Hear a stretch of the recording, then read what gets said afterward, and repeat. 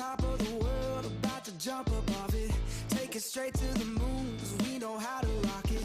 Ain't no thing you can do, ain't no way to stop it. Now you're feeling it too, let's get it started. Throw your hands in the air while the beat is dropping. Acting like you don't care when everybody's watching. Just keep whipping your hair like that, you got it. Yeah, you're feeling it too, let's get it started. I'm ready, ready. Let's get it, get it. I'm ready, ready. Are you ready, ready? Let's get it started.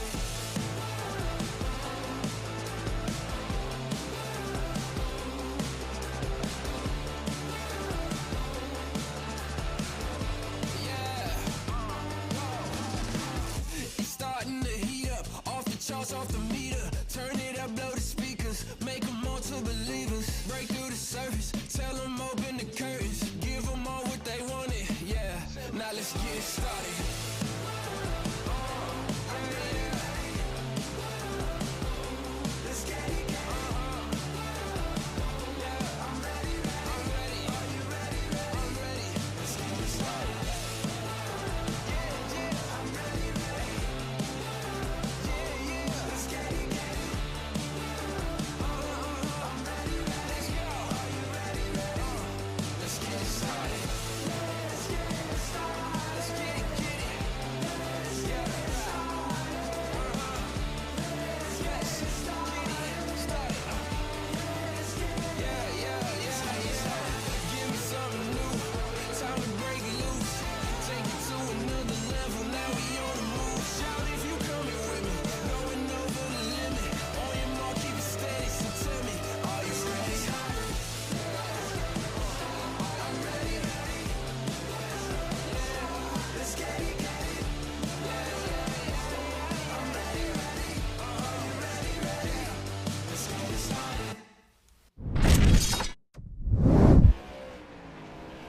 Ooh, fancy new things over here at LSRTV, and cannot wait to show all the amazing things that are coming here in the next couple of weeks. But there's your teaser from that Pulse Poppers. But here tonight, it is time for short track racing. It's the Maine Sim Racing Series Wednesday night late models presented by that of mainly ductless heating and air for that of the Sobo 50 here at South Boston in the late model vehicles. This has been a long season for these drivers. It's more so of a short one, but these races have felt like long but entertaining. It's been that of Matthew Burgoyne, Devin Landry winning a couple of these, and also that of Max Cookson. They've been the top three to watch out for here this season. We'll see who can try to conquer them as those tracks are dwindling. The races, they're almost all done.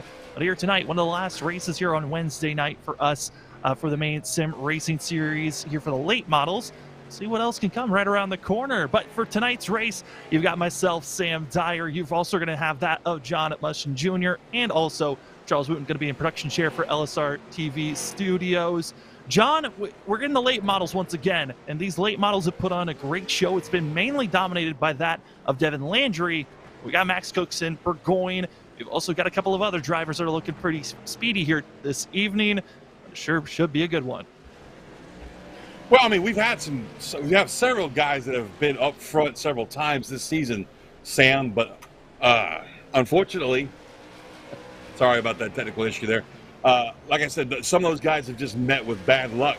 And, you know, typically Devin Landry and Matthew Burgoyne have been out front, usually 1-2, dominating this series for the most part. But like I said, we do have some guys that have been fast and have given challenges to those two over the season, but just have not been able to close it out and take the W away. Yeah, some of those drivers to watch out for are going to be that of Corey Bubar as well as Jason Richards. And currently right now, based off of practice, as that is what's going on currently for these drivers, is actually going to be Ed Conley, who's second fastest currently by only 29 thousandths of a second.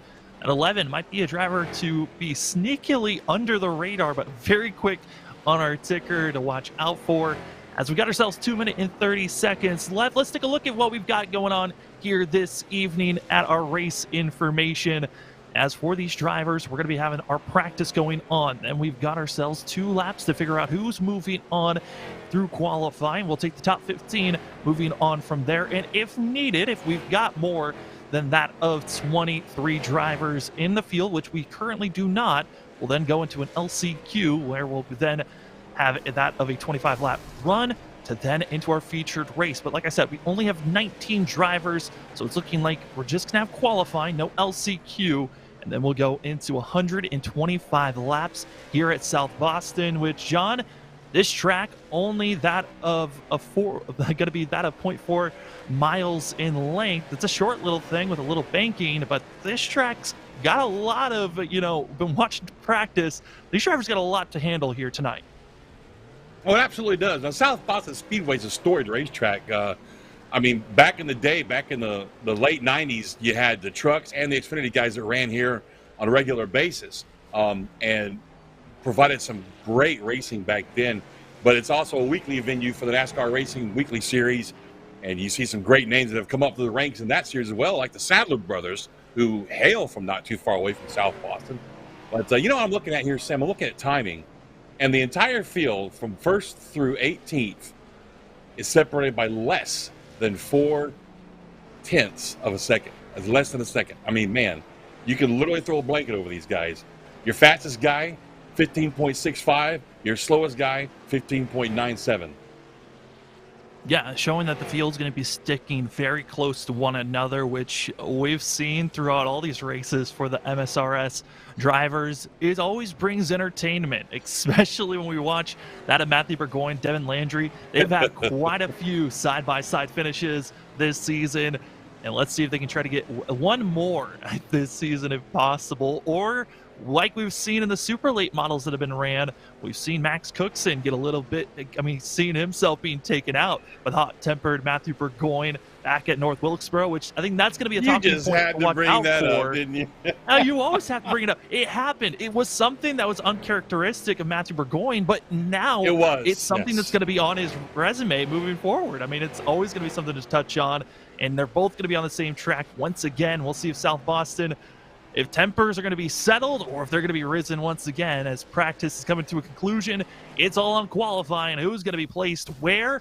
It's going to be important to see who can get the top position, because track position, especially here at South Boston, very important to get, as drivers got only 3 minutes to put down their fastest lap, so they got 2 laps to do so.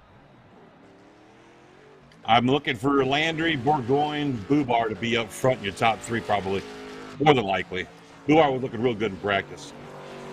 As speaking of Corey Bubar, there he is, the 12 machine, going to be done with his warm-up, and now in a lap number 1, as we're going to be seeing the ticker running here for the 12. These laps extremely quick for these drivers, so wouldn't be surprised as the 12 going to be lingering down, but drifting in, and just like that, one squandered and thrown away as we move over to that Brian Treadwell.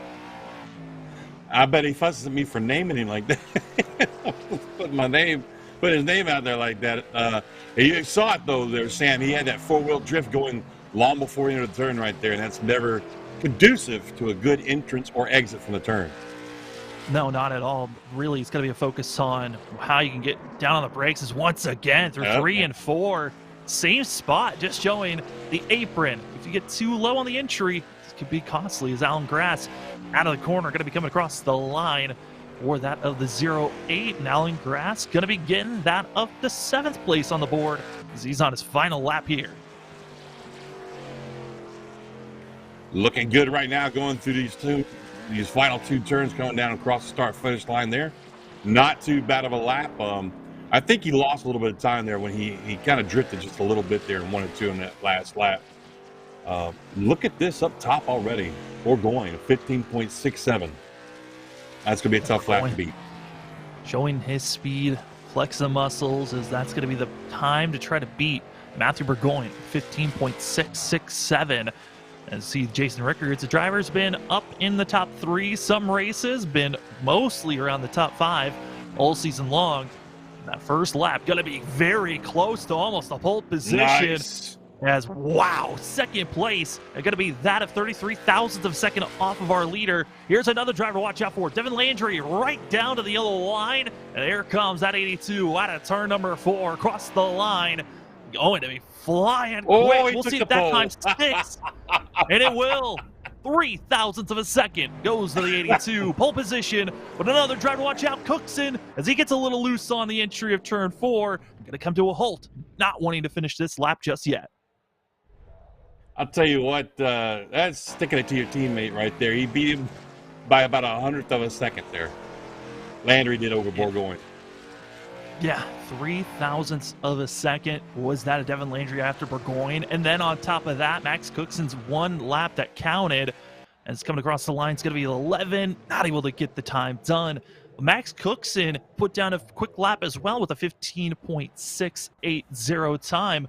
16 thousandths off of our leader. So our top 3 going to be 16 thousandths off of one another. Showing our top 3 are going to be drivers to watch out for. Going to be a lot of speed. We're going to see who's going to be getting those, going to be having the EO Wells as the start of the race. Driver that won last race going to be put in the back. But for the drivers that are getting ready, we're going to be advancing through here of the LCQ. But as we're waiting for the advancement to happen, it's going to give us time to talk about some of the amazing sponsors that allow the Maine Sim Racing Series here on Wednesdays and on Saturdays to race on. Starting things off with that of the B&S Scrap Recycling, as well as BCC, that of Bruce Coltier Carpentry. And then we also head over to that of Beach Ridge Barbershop with also that of Crescent Lumber. J&K Fuel, mainly ductless heating and air, that of Fortier Graphics, and Wiscasset Speedway. All the amazing sponsors here to be helping out the Maine Sim Racing Series, as well as all the other racing events that happen here for the Maine Sim Racing Series. It's great to see all the sponsors come out and grows and coming out, especially for this season. All of those sponsors, I mean, John, it's rare to see all the sponsors come together for sim racing, especially that many for just one series alone. Well, I mean, it's great because it's local sponsors for these guys. They all hail from Maine, hence the name Maine Sim Racing Series. So it's pretty cool to see, local folks get involved and get these guys purse money and stuff like that. Give them the purse money, give them chances. Really, a lot of it's been going to just 3 drivers this season. It's been that of Max Cookson, it's been Devin Landry, and it's also been that of Matthew Burgoyne. Who's going to top them? We'll find out. But before we get to more racing action, we're going to take a quick commercial break. When we come back, it's time for the featured event here at South Boston for the Sobo 50. We'll be back in just a few. An automobile purchase shouldn't be hard. The hardest part for the consumer in the whole process should be selecting the vehicle. We have the online credit application. We can bring the car to you to see it, to test drive it, to deliver it. We have all the tools in place, and we've had them in place for a long time. I just think now we've perfected it. It's become part of our culture. We've, kind of taken it to the next level. It is easy, and it should be easy, and it should be fun, and it shouldn't take a whole lot of time. This is our series, So many different pieces that you have to watch out for. where the stakes are always higher, $300,000. where virtual meets reality, How bad do you want it? They're wasting no time getting at it. where the best thrive and the flawless win. This is the eNASCAR Coca-Cola iRacing Series.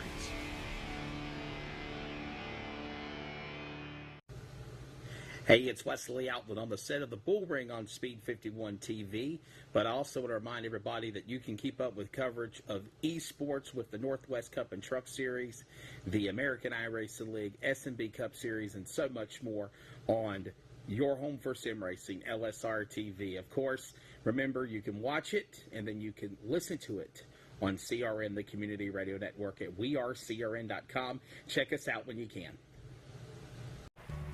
If recent storms have caused damage to your property, contact 811 before you begin your cleanup. Buried utilities around uprooted trees can make a bad situation worse if those lines are not located before digging. Electric, natural gas, and internet lines are everywhere, and knowing where they are is the safest way to start any digging project. Call North Carolina 811 by dialing 811 or by using single address ticket on nc811.org or the NC811 app. Safety Sam. Well, safety, as all those sponsors, thank you, as those are all of us here at LSRTV, as we are here for the Maine Sim Racing Series Wednesday night for that of the late models presented by that of the mainly ductless heating and air. Tonight, it is the Sobo 50 here at South Boston for the late models. And John, we got to see a preview of what the drivers were going to be racing like. We saw during qualifying, a lot of the drivers wanted to be down at that yellow line. But are we going to be seeing any type of side-by-side racing, or are you expecting this race to be a lot more of single file, everyone in one lane? Now, come on, Sam. We got Matthew Bourgoin and Devin Landry and Max Cookson in here. Have you ever seen those three boys just follow each other and follow the leader, ever? It did not go so well. I think that was at Irwindale when they tried doing single file. And there were a couple of feathers ruffled up, a couple of bump and runs happening. Yeah, no, I don't foresee that at all. What I do see, though, and we saw this in practice and qualifying, is a lot of trouble center off at turns 3. It seems to be a trouble spot for these guys. Some of these guys, it was a case of them getting onto the yellow line, and for some of them, it was just getting back on the gas too hard on exit. So let's hope they can figure this out before we go green, because this would be a great race if we go green. But it's not going to be so much fun if we go yellow a lot. No, it really isn't, as drivers currently are going to be on warm-up for that of 2.5 minutes. They're going to be having some fun just riding around, giving us a preview of what the drivers are going to be giving us here tonight for 125 laps, says. Right now, I mean, we're seeing drivers trying side-by-side racing in some of our shots, so showing that they're going to be trying a little bit of different places to go. But again, Devin Landry's got the most speed, that of Burgoyne as well, and Cookson. Those three drivers have been our top 3 to watch out for. And throughout that of, Corey Bubar, driver watch out for. Some other drivers that are just looking for good days. I think coming in late throughout this season, that of Logan Melcher is also going to be a driver in my eyes to watch out for as a dark horse, who could be someone that, if able to survive, could be aiming for that of a top 5 or top 3 finish here. Yeah, I was looking at Chris Forte also in that list. Somebody he's run fast a few weeks here. We've seen him up in the top 5, top 3, fighting for the lead a couple times last week, but just keeps running into bad luck. So that's another guy I'm going to keep on my list of somebody to watch. Chris Forte, you're going to be a driver for sure to watch out for, and other drivers that are just looking for some of their best ones this season, hoping to survive and make it to the end of the race. I know Ed Conley and also that of Tyler Conley, both of them have been at that moment to run in the top 10. But it's been that clutch factor of trying to push out these races. But they need to find out that speed. We're now less than a minute away from drivers gritting up for tonight's feature race. It is the Sobo 50 at South Boston, 125 laps at this 0.4-mile course. Drivers going to be in the late model to see what they put down, as this is Maine Sim Racing Series for Wednesday night late model action presented by mainly ductless heating and air. These drivers have 30 seconds left. Currently, right now, looking at some of the speeds. Looking at right now, that of Devin Landry top 4. Hey Sam, man, I don't know what you're feeding that gerbil in the internet machine over there in California, but feed him something bigger. You're breaking up really bad on me there, buddy. I'm not real sure what you're commenting on just now, but I heard something about Connolly in there, and Tyler and Ed both do need some good finishes this week because they've had a rough run of it this season.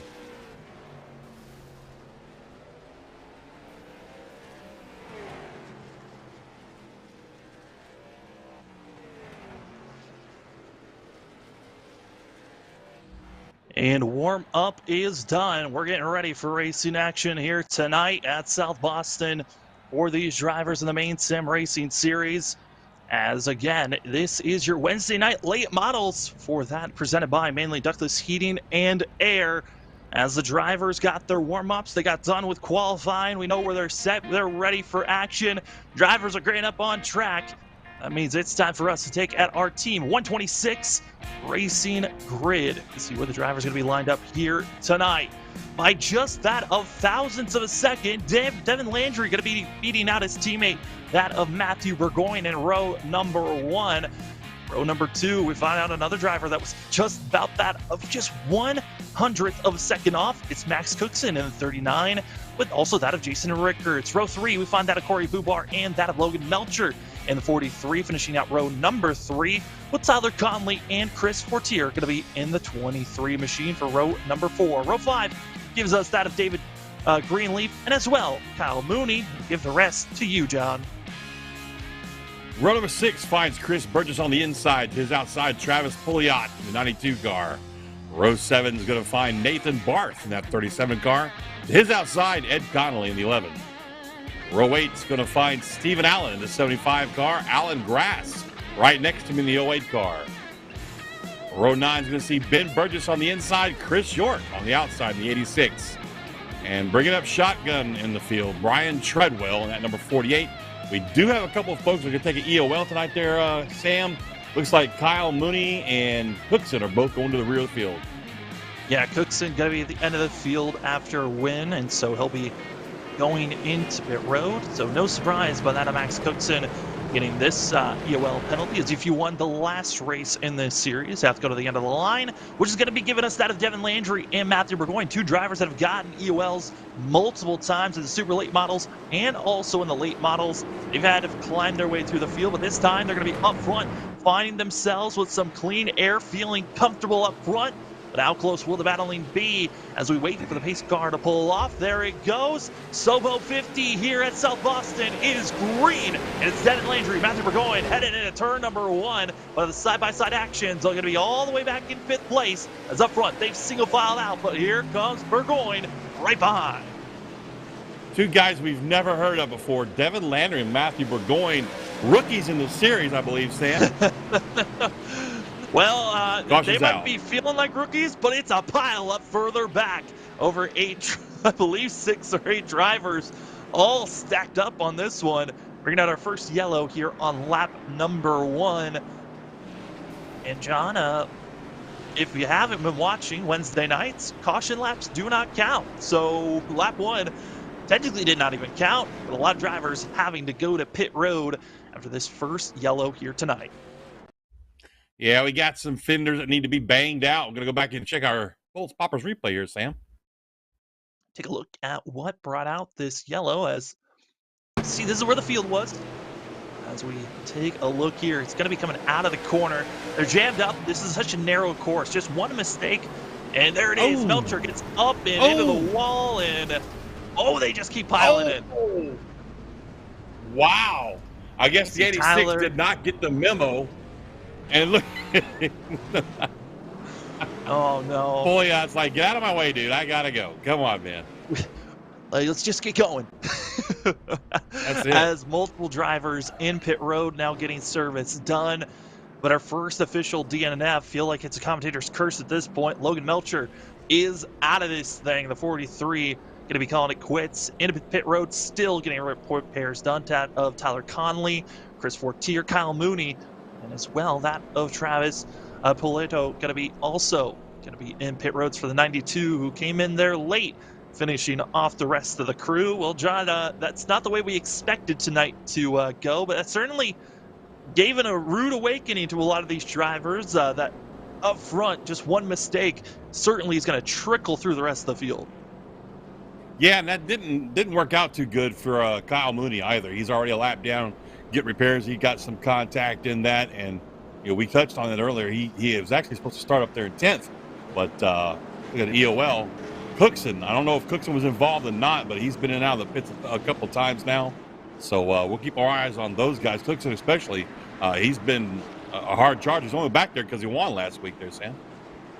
Yeah, looking at Cookson damage, he's got some rear end damage, but up front they're stacked up and they're getting ready to go. It's going to be that of Devin Landry and also Matthew Burgoyne, Bubar, and Ricker. It's going to be your top 4 as we are green. On the inside, 82, Devin Landry. Outside, 38, going to be that of Matthew Burgoyne. And Burgoyne going to get back onto the loud pedal But it's going to be this battle for third, battle for fourth, excuse me, where we see on the inside, it's going to be that of David Greenleaf. And Greenleaf, one of his strongest early runs right now. Yeah, indeed. He's got a really good run going right here, but it looks to me like the struggle is kind of real down there on the inside. Say, oh, another caution on track.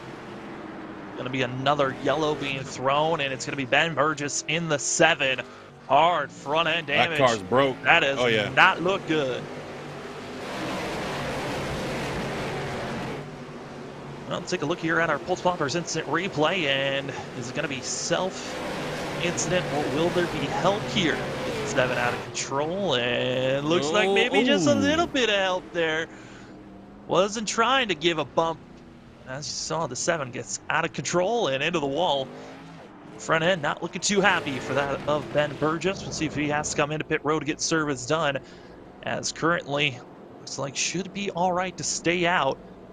Our one and only DNF was that of Logan Melcher, but just got added in is going to be that of Tyler Conley in the 31, excuse me, going to be done for the night, as that of Chris Fortier able to get back out on track. Same for Cookson, Cal Mooney, but that of Polito going to be coming back into pit road to get some topped up with fuel, it looks like, for the 92, and Ben Burgess now into pit road for himself. That's going to be all the information for these drivers, as up front, that of going to be Devin Landry and that of Burgoyne feeling good with Bubar, and also Rickards behind, just waiting and lingering for us to actually get some green flag racing to see if they can challenge our front two. Yeah, and you just touched on something a minute ago I was thinking about, was fuel.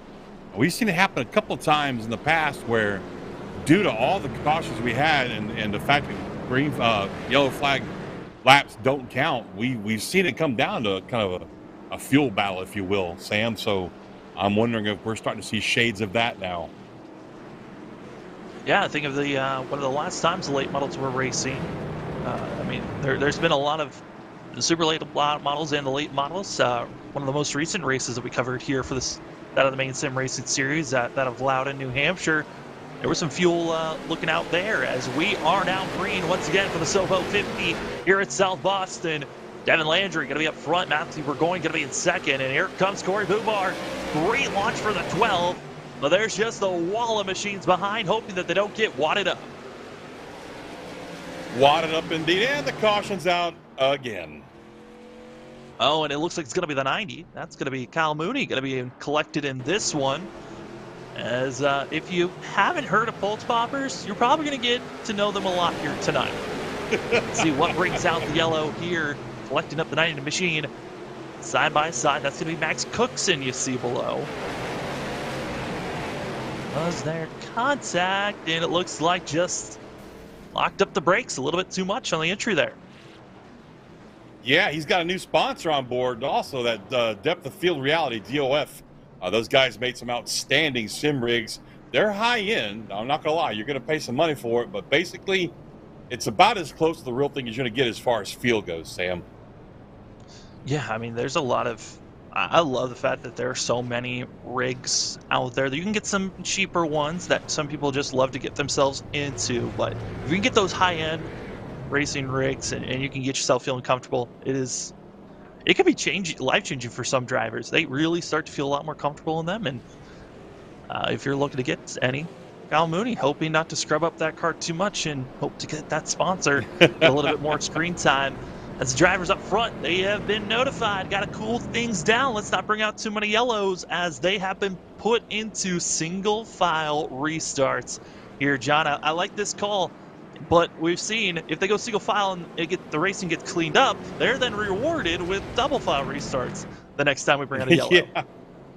Yeah, I'm with you though there, Sam. I love the single file restart. Just like you said, gives these guys a chance to just cool off a little bit, get themselves into a rhythm. Because short track racing is really all about rhythm. Getting on your brakes, getting on your gas at certain points, and trying to do it as consistently as possible. So this will be a good step forward towards that goal, getting us some green flag runs. Speaking of rigs, Sam, you made a really good point that it really changes a driver's life as far as his driving style goes. And when I first started sim racing, dude, it was a computer chair and a desk. And about 5 or 6 years ago, I went and built myself my own wooden rig. And literally, the first race out of the gate in that thing, I won. And I continued to win the next, I think it was maybe 5 out of 10 races, just from going from a computer chair to an actual sim rig. I feel like it puts you in the right mindset when you're in an actual racing rig. It puts you in kind of a racing position. You feel a lot more focused. I enjoy it. I've done a couple of racing in some racing rigs that my older brother has made. It is a blast. But for these drivers, they're hoping they can get some green flag racing as we are green once again. It's going to be that of Devin Landry. Matthew Burgoyne going to be up front, single file for this restart.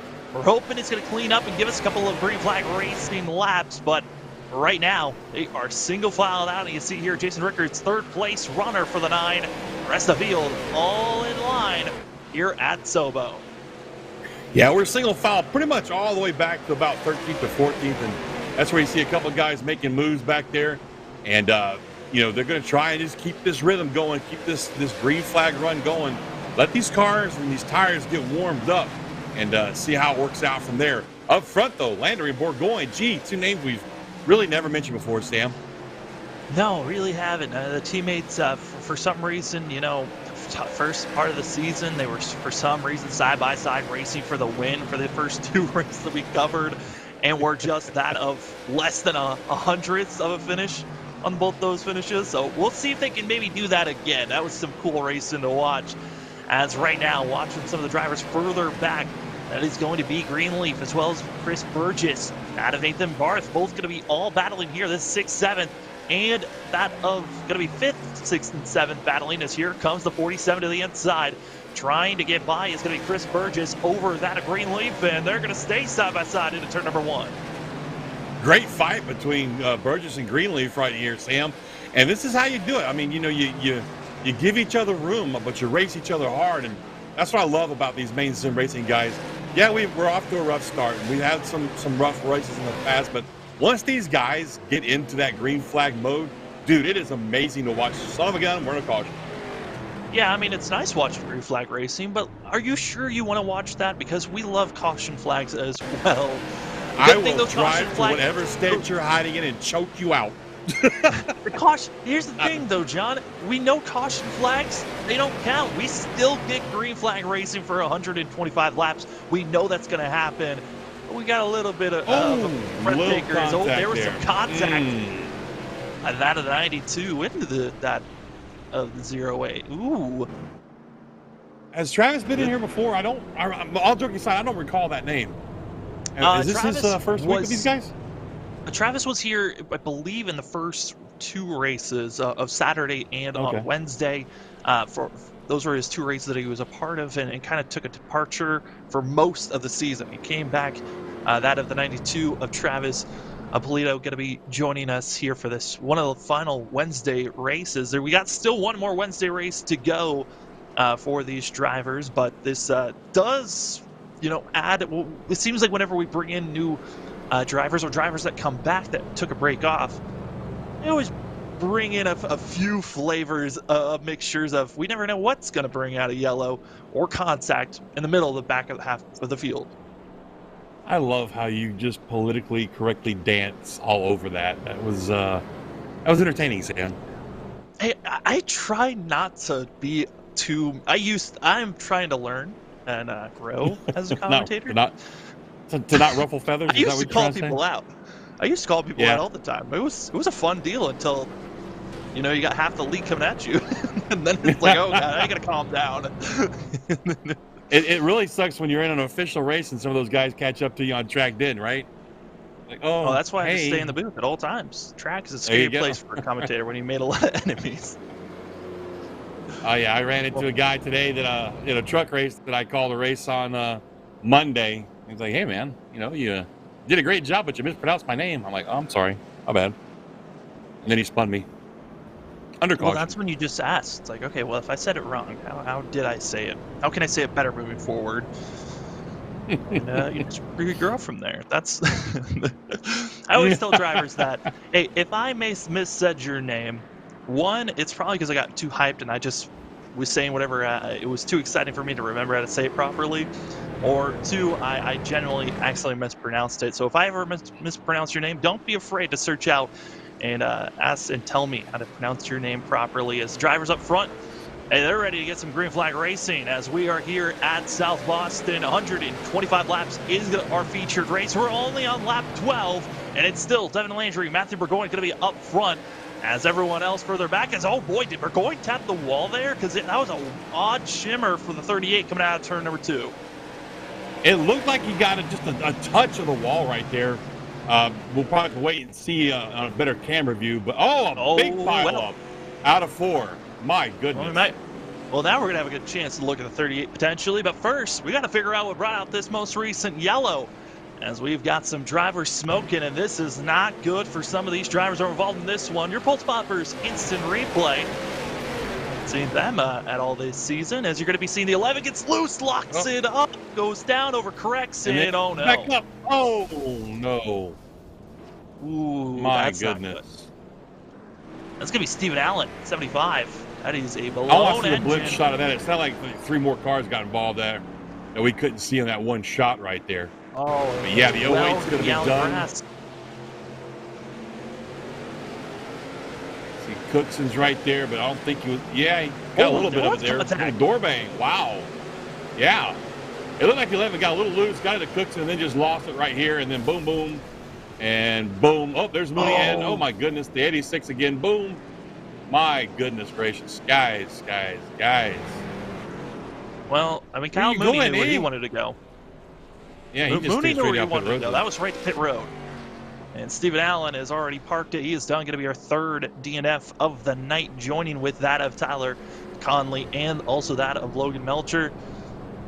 We'll see if there's any other drivers that want to join into the fray. I believe the 08 of Alan Grass also had a blown engine at one moment, so he might be calling it a night.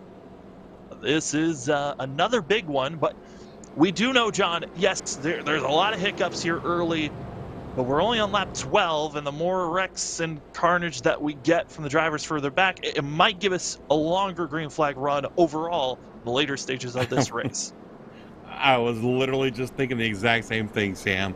Attrition is our friend, and I hate to say that. I mean, it's kind of a cold-hearted thing to say, but it's the truth, Sam. The less cars we have on track, the less opportunities you have to bring out the caution flag. And one thing for these drivers, again, there is no fast repairs. At some leagues, they do offer that here on iRacing. It's a way to, help out the field if they get into carnage, that they've got a backup car in pit road, just drive in, you're good to go. For these drivers, they do not have that. So if you wrecked any part of this car, you got to hope that it's not too big a damage, because we're back to green flag racing for some. Their day is already over. Over Devin Landry, Burgoyne, Rickards, Bouvard, and also Greenleaf. They've been up for the top 5 for most of this race. And moving into 6th, it's going to be Max Cookson. The 39 is on the move, but how much ground can he catch up with the damage that he's got on the back rear end? Because up front, Landry's got a clean machine that's trying to pull away. That's right. Landry's still out front with Burgoyne close on his heels there. It's so strange that they look like they're slowing down so much right there, the turn, Sam. I was looking for another caution flag, but that's just how slow. You got to get these cars down and make them turn left right there. I tell you what, Greenleaf, you're right. Top 5 so far. He's been there pretty much the entire first 15 laps of this race. Boy, he's got Cookson all over that back bumper, Sam. There goes Cookson to the inside, the 39, wanting to make this move as fast and as clean as possible. Put himself into the top 5. And again, an EOL penalty was given to the 39 after winning the last late models race. 39 machine has had to start in the back, climbed his way. You can see the battle wounds of trying to go through this field, and it works out. Now Greenleaf's under pressure from that of Chris Burgess on the inside. And you're talking about these drivers slowing down. I mean, John, they're going at speeds at the fastest of almost that of 97 miles per hour, slowing down to around 70, almost 65 miles per hour to take these corners. They're flying in these late models. Greenleaf is just, I'm not sure if he's overdriving the entry or what, but he is losing so much speed and momentum in the middle of those turns right now. You keep watching right here. He's really tight in the middle of the turn. Well, you even noted on it, just getting into a rhythm is so important at short track racing. I think when Greenleaf got moved to the outside, that whole entire rhythm and pattern was thrown off for the 58, overdriving into these corners, putting more wheel in, which is going to burn off the tires. A little bit of contact there for 37. Barth and that of Greenleaf. Got to be careful coming out of the corner. You can tell the 37 wants to get out of there, and oh boy, almost making contact again out of the corner. Big fight here between Barth and that 37, Greenleaf on the outside and the 58. Greenleaf is just right now. You're giving up spots. He can light it, you might say. Right behind in the 48 car of Brian Treadwell, coming off a rough week last week, trying to move up in here and be a part of this fight for the 7th, 8th, and 9th spots right here. Trying to fight and get by, but Greenleaf's tires might be fading away. Again, we're only 23 laps in, and it looks like that of Greenleaf might be finally getting to the end that these tires can last for.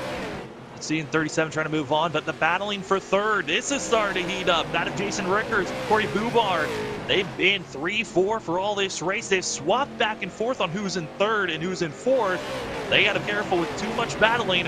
It might give an opportunity for the 39 of Max Cookson to close in the gap and get closer with our front three, as I believe there might have been. Got to watch out for as they keep on running on. Some drivers are so damaged, lap traffic could be a factor here if we stay green for another 15 laps. Well, I'm absolutely certain that it's going to be here shortly because, like you touched, oh, I see smoke. I believe that smoke is going to be from some of the drivers that are trying to get repairs done in pit road. Oh, okay. And that's what smoke is going to be. I believe that is going to be Alan Grass. That is the 08 blown engine. That's what that puff of smoke coming out of turn 4 is for these drivers. So it threw me off as well, John. So don't worry. I was looking for a food truck. The audience off of what's going on out of turn number 4. That's what that smoke is. What's throwing us off. But what's not throwing off any of these drivers is that 39. Max Cookson's closed in the gap, and he's on the back bumper of the 12 of Bubar. Well, Bubar and Maxon are back. Sorry, Cookson are back there. But look at this. Landry and Burgoyne have kind of checked out a little bit there. They got about a 2-second lead almost over these three guys right here in 3rd, 4th, and 5th. And that's typical. We've seen that. We've seen them do that on long green flag runs in the past there, Sam. They'll hook up with each other, stay nose to tail, and just gap the field as much as they can before they start fighting with themselves for the lead. Yeah, and there's always all those small little pockets of battles that are always going on. Landry and Burgoyne, we've noted on them. They've been the fast two that are up front all the time. Rickards and Bubar are also another, ragtag group that have been battling against one another.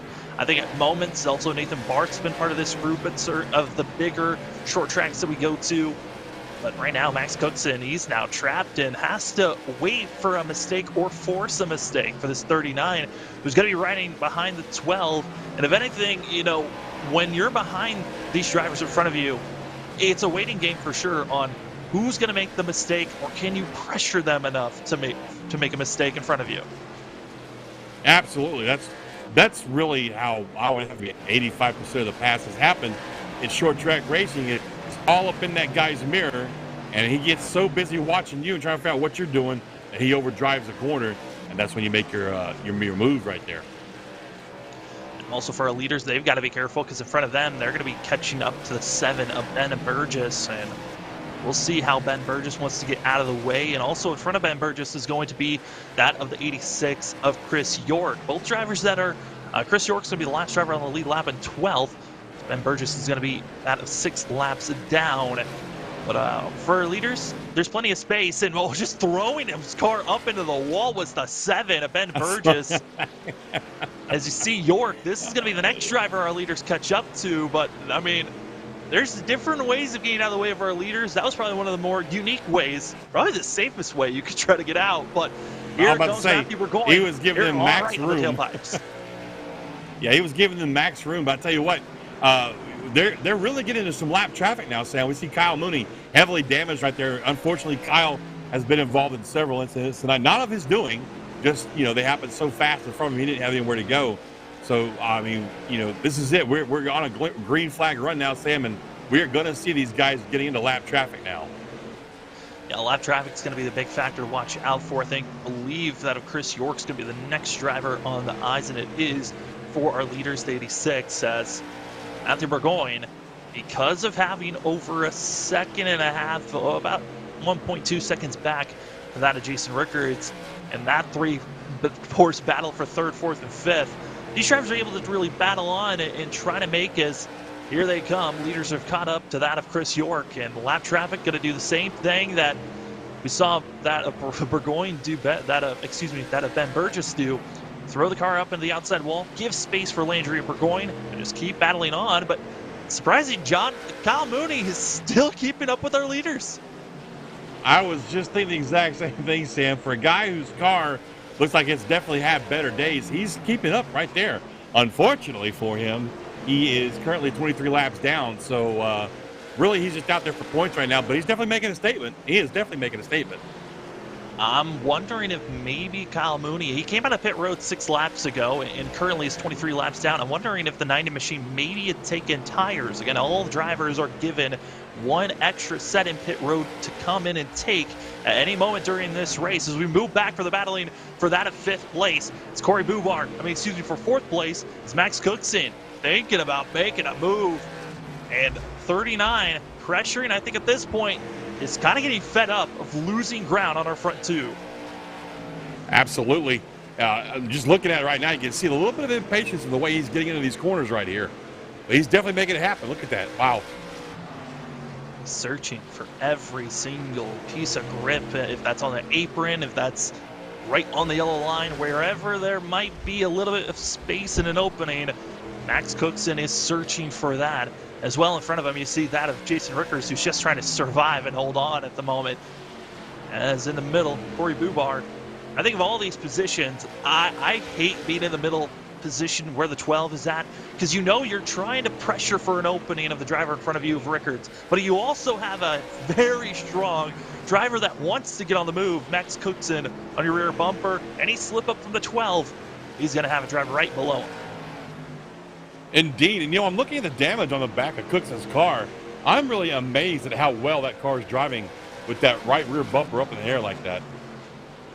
Yeah, but that's the magic of short track racing. You can get this damage. You can look a little beat up and have some battle wounds throughout the race and still be quite quick compared to everyone else around you. And that's what we're seeing right now. It's Cookson, again, a driver that had an EOL at the start of the race after winning the last late models race, had to go to the end of the line, and has driven his way now up to 5th place, but has kind of hit a plateau. Has not figured out where to go to pass that of Corey Bubar or Rickards. And this might be where he is going to stall out. This is one of those positions where, again, put the pressure on, but at what point do you feel like, all right, I'm going to have to use the bumper to move this 12, or for the 12 to move the 9 out of the way? Well, and a lot more of that equation would be how bad do you want to abuse the tires in the first half of the race. What types of moves do you feel like you need to make? And as well, watching, we've been watching on screen and with the audience of this battle going on for 3rd, 4th, and 5th. For our leaders, just an update on them. They are slowly catching up to lap traffic. There's another pack of drivers that they're soon to catch up to, but it's so hard to keep your eyes away from what's going on here because, just one slip up is going to give you either Corey Bubar or Max Cookson an opening to go for a pass. Absolutely, and Ricker's the one to look at. He's leader of this little pack right here. If he makes a mistake, he looks at losing 2 spots total. You know what I mean? The 12th car will only lose 1, but if Ricker slips up right here, he'll lose 2 spots, and it'll be really hard for him to get those back very quickly. We're already coming up on halfway here, Sam. Bubar's forcing the issue. He's diving it very deep into these corners. You can tell by him going to the outside lane on the entry of turn number 3, You're going to see here on this entry. Watch out for the 12. If he goes to the outside, he's forcing the issue, but decides to follow in line. I think trying to find a little bit more rhythm as they're catching up to Ben Burgess in front of him. I think he's also hoping to maybe use one of these lap cars as a pick if they cooperate, but they're not cooperating with him. No, they're not working at all. And as well, we are slowly coming away. We're about 10 laps away from these drivers getting to halfway through today's race for that of the Sobo 50. And these drivers on that of the South Boston course, this track 0.4 miles in length, but certainly is putting on a show here. Devin Landry, Matthew Burgoyne going to be over 3 seconds ahead of this 3-car battle for that of third place. Rickards, Bubar, that of Max Cookson. These 3 drivers, and here Here comes we Cookson go. to the inside. He's done, he's fed up, and he wants to take 4th place. What a move, man. He kind of just turned so hard left right there on the exit of turn 1 about a lap ago now. Can't quite clear the 12. In the meantime, here comes the 12 on the outside of the 9 of Rickard. I mean, I thought for a second it was going to help Max Cookson to make the pass, but in actuality, it showed that a Corey Bubar the outside can work. On the outer lane, there goes the 12, finally able to get by Rickards, and Max Cookson, seeing the outer lane, might have a little bit more grip. He's now going to venture up a little higher, but instead tries to get a better apex off the corner, and this only helps the 12. There goes Corey Bubar up to 3rd. I wonder if maybe Cookson didn't burn up that right front with that move he made about 5 laps ago.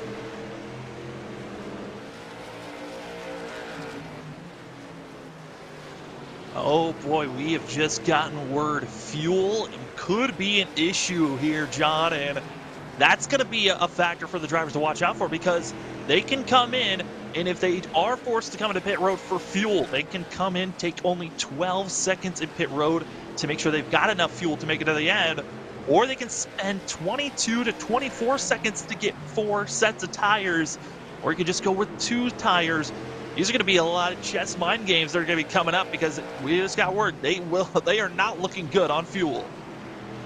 We talked about that a while back, you know, at the beginning of the show here with ocean laps. Is that going to affect these guys on their fuel run? As we're looking at the 47 of Burgess, he's got the 37 all over his back door right there. That's Nathan Barth from the 37 car trying to take that spot away from Chris Burgess. In the meantime, on the outside, we've got the 86 car of Chris York just trying to stay out of the way there, Sam. York's just trying to survive. Barth going onto the apron there. Again, you got certain drivers, you get late into these runs, and you're searching for any type of grip. Some go to the outside, some go as low as possible. No, it's actually going to be Barth. Pit road stops for the 37, and this is going to be one of the first stops of the drivers on the lead lap. Nathan Barth going to be the first to come in, and this could be showing signs of drivers that have to come in. Again, this is past halfway. Barth feeling good that he can make it to the end of the race. See, I would have taken at least 2 tires right here, because look how long it's taken to fuel that car up all the way. That was a long time to fuel up. Yeah. Yeah, you have to take tires in my eyes. I mean, at this point, you're going to be losing a lot of ground. The drivers are already putting down almost a full second slower than their best times with fresh tires. So you think that they're going to be having to think about it. Is the 92 going to be wheeling it in? Yeah, that was a scary thought there for a moment. As there goes Polito. We're watching these drivers still, John. Going to be seeing them coming to pit road, and here comes that of Devin Landry now to pit road. Our leader giving it up. Leader's on pit road, Sam, so that means that Burgoyne probably won't be far behind him. Other drivers following suit, as we'll take a look here at the 82. What is his thoughts going to be? Fuel only, or will you take tires? And also following it is going to be that of Chris Fortier. Jason Rickards into pit road, as well as seeing David Greenleaf going to be coming into pit road. And quite a quick stop from the 82. Devin Landry only 8 seconds in. Here comes that of Matthew Burgoyne into pit road. That makes me wonder if maybe the 92 wasn't getting some damage knocked out as well. Well, here comes Burgoyne. He gives up the lead to come in. Probably going to see a pretty quick pit stop from him as well. Oh, he goes far. Has to back up. That is scrubbing time, and just went from being only 2/10 off his teammate to throwing this away. As taking a quick stop and gone is going to be that of Matthew Burgoyne. That wastes the time out to back up, and now going to be in the thick of traffic. This is a worst-case scenario for the 38 of Matthew Burgoyne. Absolutely worst-case scenario. 3 seconds longer than his teammate of Devin Landry on that pit stop. And I'm pretty sure I saw a couple of guys get by him coming out of the pits. Bubar is back into the pits. Bubar came in once, and he's back in now. Looks like tires might be a thought for the 12. This isn't a bad call. Again, these drivers going to be almost a full second off of what their best times were. Tires could be a factor on what gets you a win here, but at the same time, if a late yellow comes out, it's nice to have that extra set. Yeah, but this is a pretty long pit stop even for tires. 33 seconds now for Bubar in that 12 car. Not real sure what happened there, but yeah, this is going to put him out of the race, I think, here, Sam. Black Right flag anyway. was given to Corey Bubar. Oh, I guess my goodness. it was going to be that of an exit violation of some sort. Could have been speeding out of pit road, which is going to be putting a hold on the 12. It's going to be having that of a 40-second hold and now gone. Corey Bubar, you hate to see a penalty like that. Went from potentially a top 5 finish here tonight and most likely going to be just hoping to finish in the top 10. Yeah, that's unfortunate, but that is part of short track racing. It's very, you got to woe that car way down from race speed to pit speed, which I think is 35 here, if I'm not mistaken, or maybe 30. I believe it is 35. 35 is pit road speed for these drivers, so they got to woe down from entering these corners at 95 miles per hour down to 35 entering pit road. And he's driving angry right now, Sam. I don't know if you caught that, but he did a little bit of a drift right there. I mean, he took tires. He just got fresh rubber. We saw during qualifying you can get extremely loose with these cold tires, so I'm not surprised. Watch out for Corey Bubar because he is going to be driving mad, angry, hoping to get every lap he can, but there is a wall, a mosh pit of drivers in front of him, and that could be a wreck to watch out for. But drivers that are on the move, hoping to have some good runs. Nathan Barth, also that of Jason Rickards. Little bit of a switch through pit road. Barth able to gain a ton of time over that of Jason Rickards under pit road. Absolutely fantastic job getting off the pit road there. And right now, it looks like we've only got 4 cars on the lead lap. Am I looking at that right? Or 3, We've got ourselves only 3, and that's because Max Cookson in the 39 still has not pitted. Been out there for over 80 laps, and that's not even accounting for all the laps that we have not counted for all the cautions that have come out. So it's 39 gonna have to come to pit road at some point as we watch the battling currently. And this is for 5th place between Barth and Rickards to the inside, able to make the pass cleanly. Next driver on the sights for the 9 gonna be that of Chris Burgess in 4th place. Well, he's got a whole lap to do it, though, if I'm looking at this ticker right. Burgess is on a lap all by himself, and it looks like that little faux pas on pit road there with Bourgogne, he's 4 seconds behind his teammate, Devin Landry, there. And, of course, you got the leader, Cookson, out there out front, 11-second lead right now. And I tell you what, if the caution comes out, that's going to be phenomenal. It's really going to leave only 4 guys in the lead lap after that. Well, some of these people might be wondering, you see on our ticker, again, Cookson still needs to come to pit road for the 39. Landry, Burgoyne, they're good. They've already come to pit road. Same for that of Chris Burgess. You might be wondering, why is most of the field 2 laps down? Well, they're the drivers that completely filled up their tank. Some even went for tires. And that means you went from pitting and not going a complete lap down, or some only going 1 lap down, to giving up a complete lap by the extra 15 seconds of taking tires or maxing out the fuel consumption you put in your car. Just showing, in a blink of an eye, you could be up in the lead or a full lap down. Absolutely. I tell you what, we're well past halfway now, coming up on lap 88 of 125, and man, it's been interesting so far. We still need to see the 39 and Max Cookson come to pit road. At this point, John, I mean, when will he come into pit road? I think that's the big question for that of Max Cookson. He's coming to pit road multiple times, has topped off and got damage repairs, but I would imagine he wasn't able to get too much top off, as that was back when we had our second caution of the day, was when Cookson last time he went into pit road. Yeah, that was on lap 4, and it's been a while. And we know he can't go all the way. I think he's just trying to maximize his time out there right now, Sam. He's hoping for that caution, so he'll pin a lot of his field a couple of laps down, and kind of make it easy on himself and give him less people to battle with once he does make his pit stop.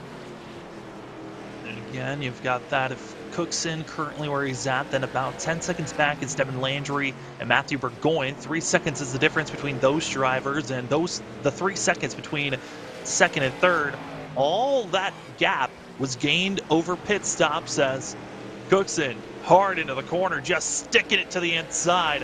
What a pass over that of Kyle Mooney.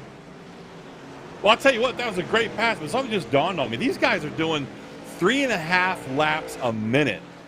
Time is winding down. I'm wondering how close it's going to be for Cookson on fuel. Oh, I really boy. am.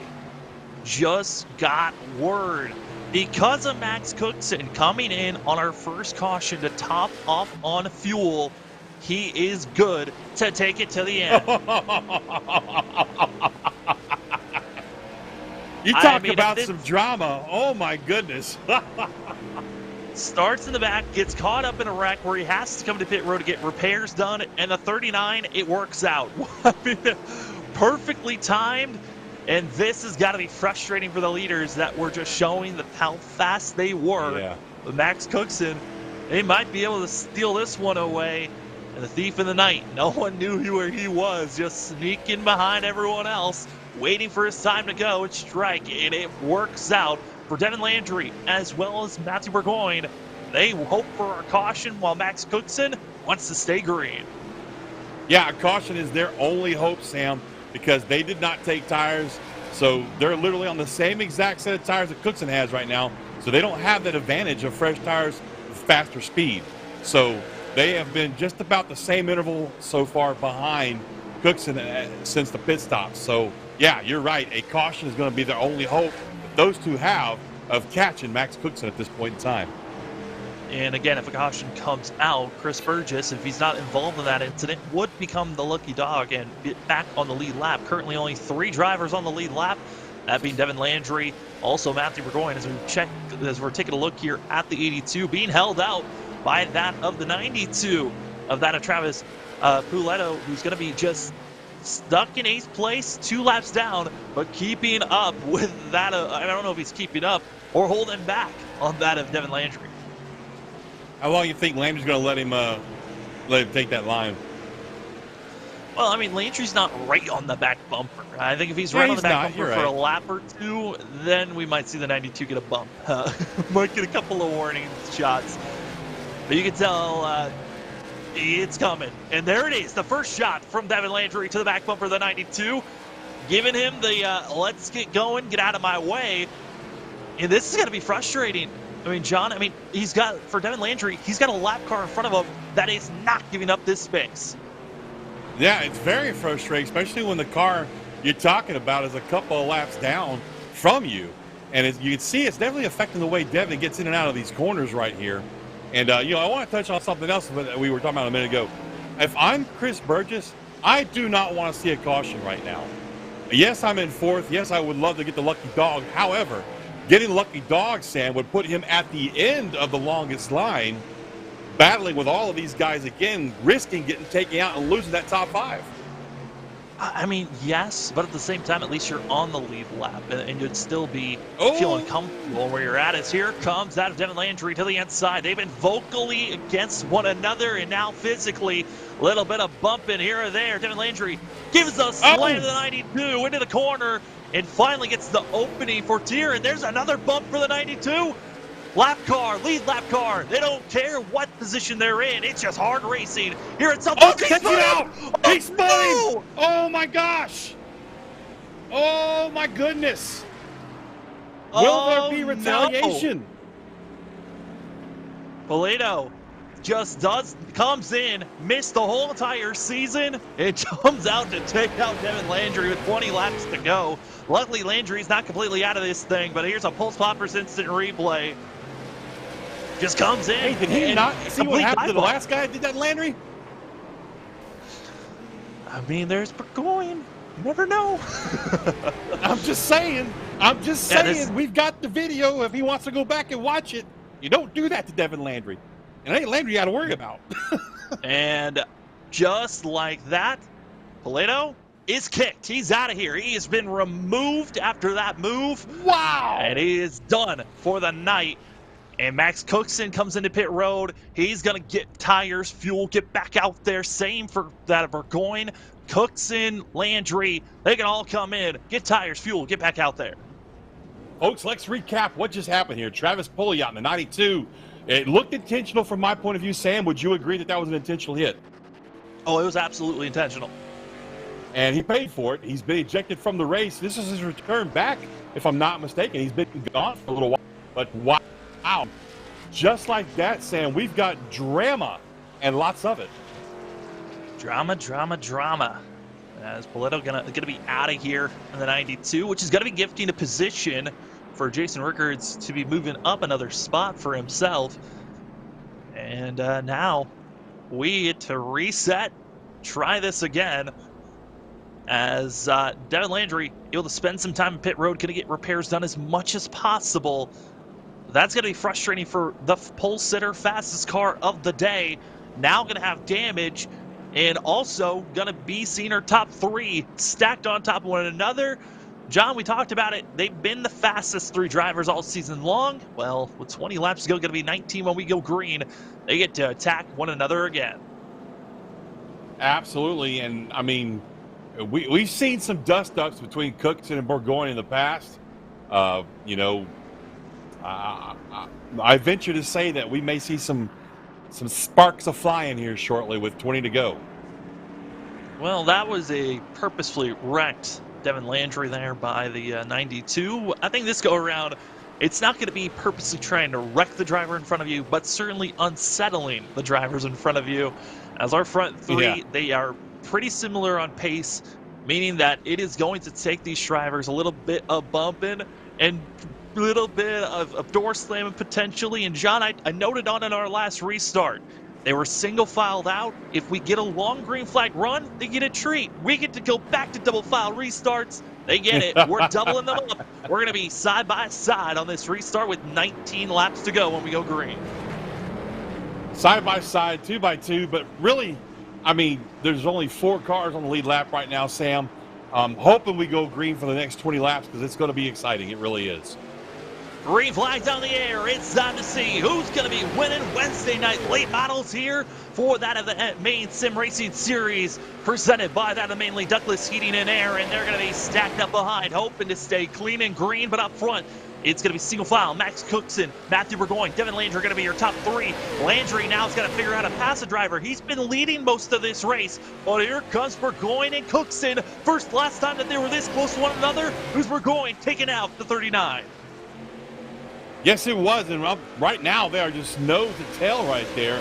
And Landry is, I don't know if Landry's just waiting to see if, a little bit of tap right there. Oh my goodness.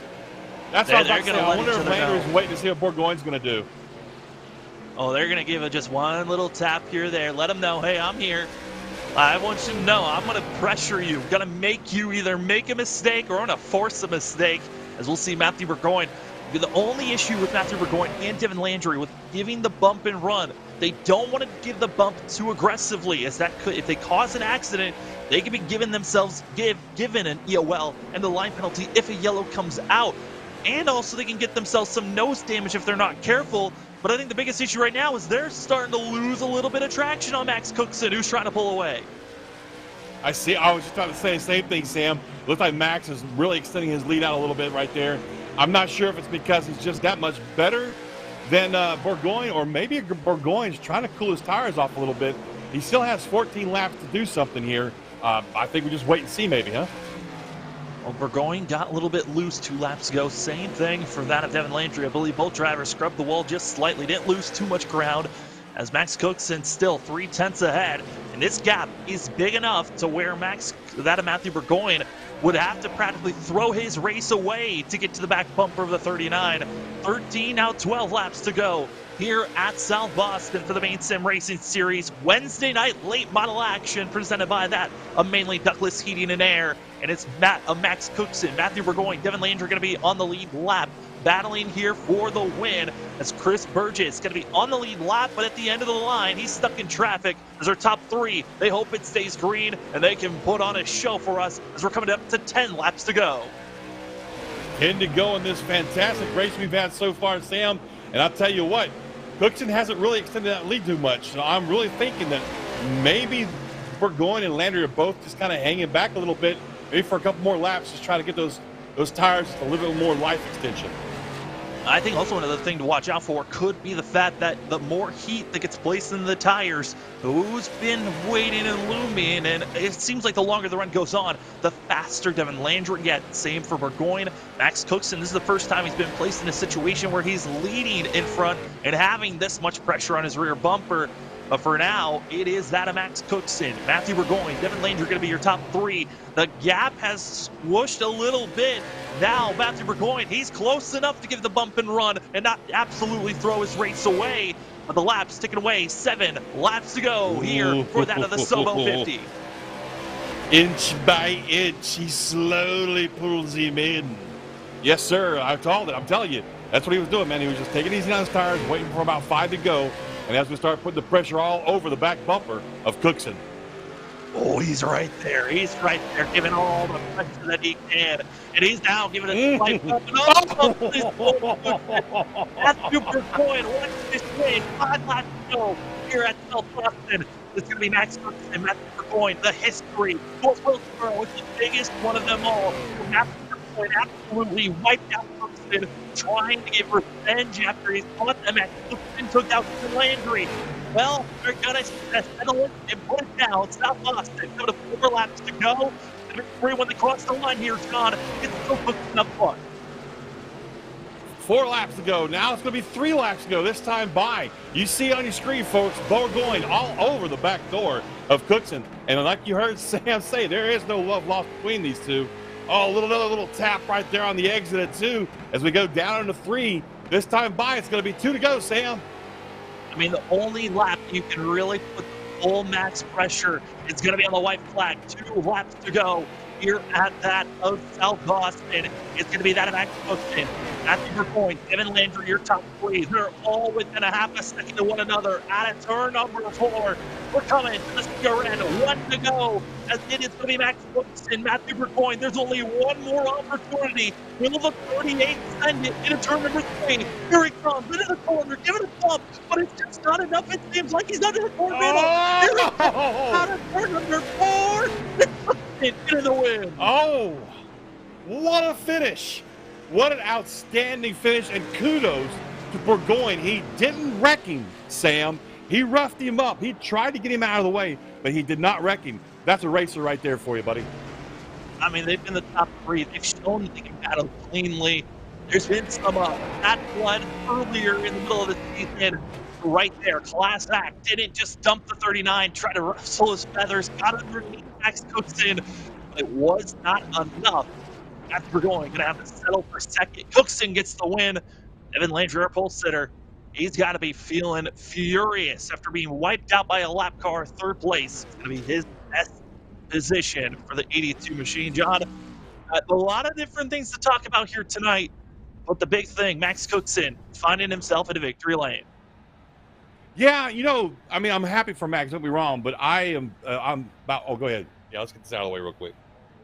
Yeah, we'll take a look at our unofficial racing results. This is actually the Maine Sim Racing Series Wednesday night late models presented by Mainly Ductless Heating and Air. If you want to watch the Sim 500 Monday night, it's the best place to go watch those guys as taking the win here tonight. Going to be that of Max Cookson, Matthew Burgoyne, Devin Landry going to get 3rd place with that of Chris Burgess in 4th. That Brian Treadwell able to get 5th place, a great run for that 48 machine and for the 47. With that, Jason Rickards in 6th, Chris Fortier in 7th, with Nathan Barth, David Greenleaf, and as well, Corey Bubar going to be finishing out your top 10. 11th is going to belong to the car of 86, Chris York. Travis Poliot got ejected for some rough driving, comes home 12th. Kyle Mooney, 13th. Kyle had a rough night.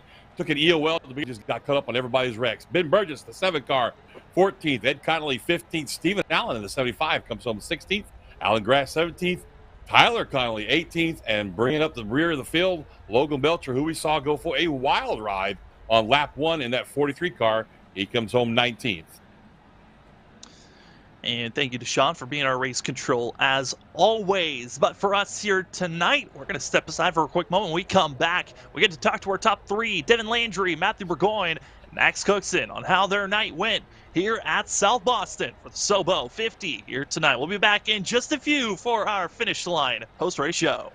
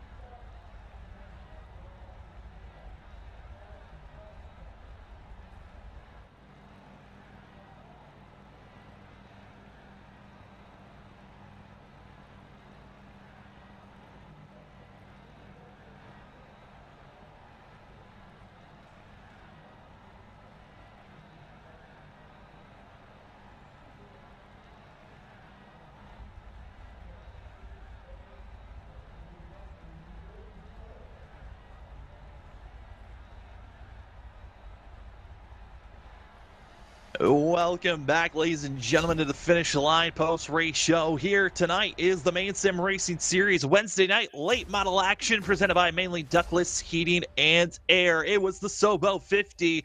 Certainly a lot of drama happened, especially to our top three here tonight. We're going to start things off with third place finisher, that of Devin Landry. And Devin, I would imagine you are not happy with the way that this race finished for yourself. But we have to ask you, how you feeling with third place finish here tonight? I mean, I just needed to finish the race, and I knew that. And I mean, I should have really not pushed like that. But it's obnoxious when you got a lap car hanging on your outside, and he says go to the bottom, and then he just hangs there, off the corner and everything. And I came off at 4, didn't run him up in the fence, and he just turned down on me and decided to full throttle me into 3. I mean, I'm over it, I guess, but it's still annoying. Well, you know what? I'm right there with you, Devin. As a racer, I've dealt with that myself a few times. But my question is this: once the caution flew, how bad was the damage? And I mean, did it really affect the car bad enough to where it kind of killed your chances? Because it looked to me like it did, but I don't know. You know, maybe I'm just misreading things. But it looked like possibly the damage or the slide on the tires when you slid kind of took you out of contention there. No, I just told myself, either these two are going to wreck each other, I'm going to finish third and take the championship. I wasn't going to risk wrecking myself just to get a position or two.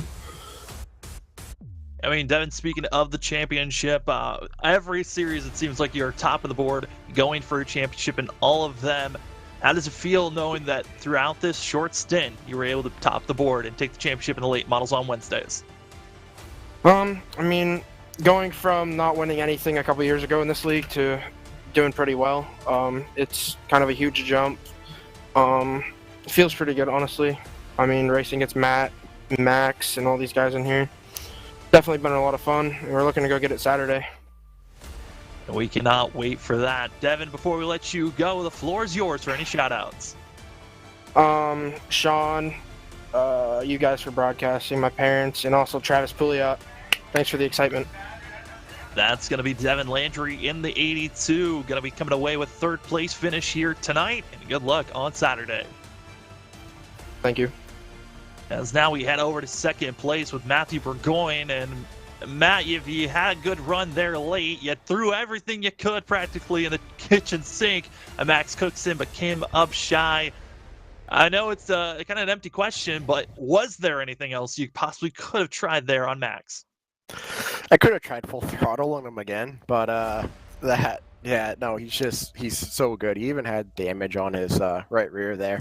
I should have been able to go around him, but he is, he's definitely one of the best on here. I tried everything I could and came up just a little bit short. Well, I'll tell you what, Matt, it was fun to watch, though. I will say this, but I called it, though. It looked to me like with about maybe, 10 to go, you just backed off a little bit, maybe let your tires cool off. Was that the case? No, I overdrove it a couple of corners right in a row. Getting into the corner, got loose, and when you get in loose, it just messes up your exit, and it's so crucial here in this car to get a good exit.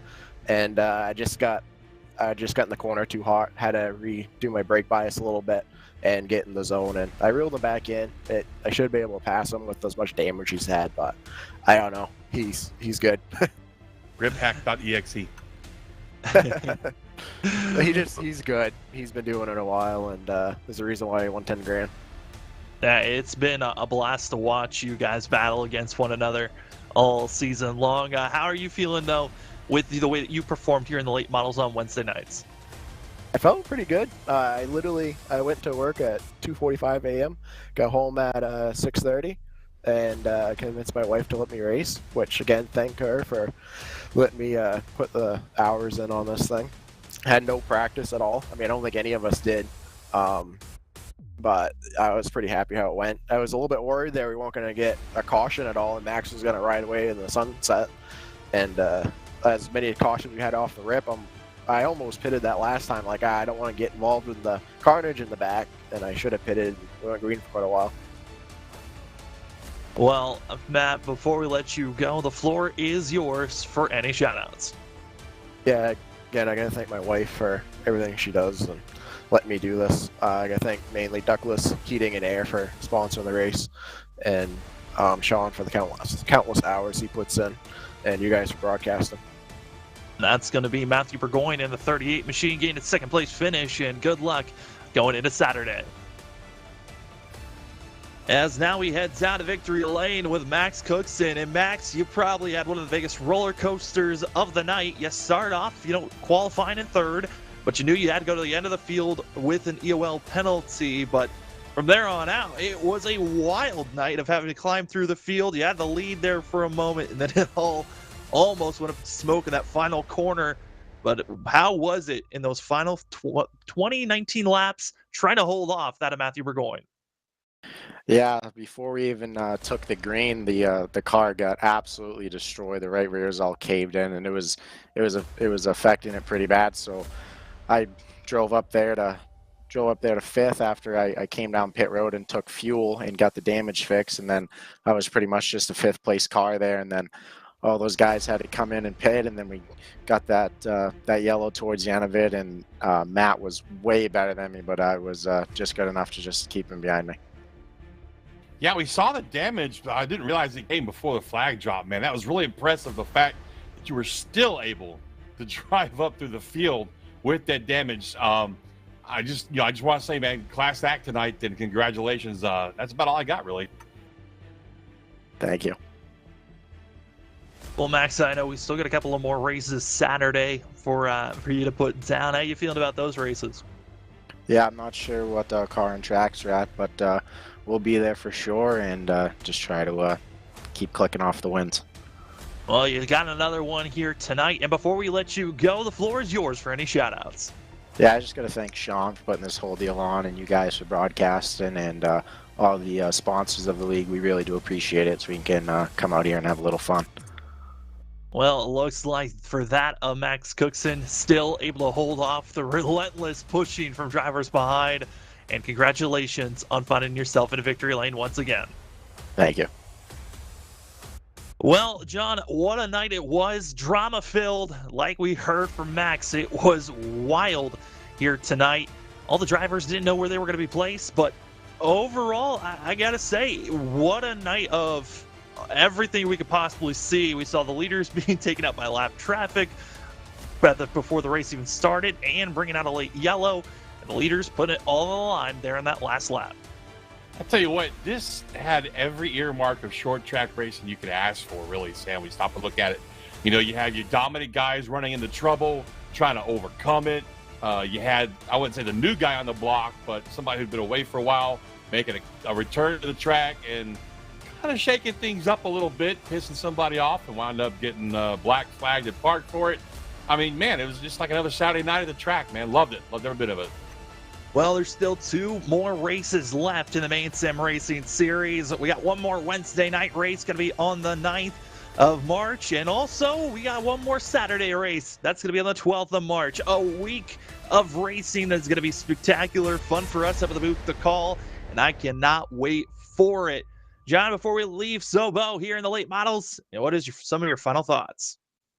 South Boston rules. I'm not gonna lie. Let me rephrase it. I love watching races here, Sam. Cannot stand driving here, dude. I absolutely suck at this place. But anybody that knows me will tell you I am not a sim racing short tracker, to be honest with you.